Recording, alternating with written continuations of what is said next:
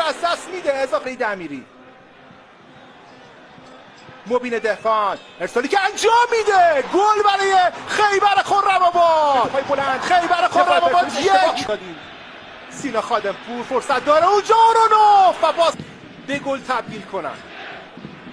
علی پور از بین مدافعین فرار میکنه. علی پور تک به تک با دروازه بار. علی پور بالاخره گل میزنه، بالاخره گل میزنه. علی پور فشار از روی خودش بر.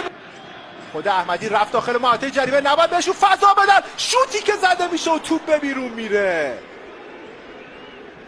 دوستان اورونوف هواداری پرسپولیس نیمخیز میشن داخل محوطه جریمه. ارسال بلند، ضربه سر علی پور سمت دروازه خیبر خرم‌آباد. گل دوم به ثمر میرسه یا نه؟ بابایی پاس میده، نزدیک بود، میفته. باز هم اورونوف پورته دادن پرسپولیسیا. یه پاس رو به جلو، اینم گل دوم برای پرسپولیس. ایصال کثیر کارو 2-1 میکنه.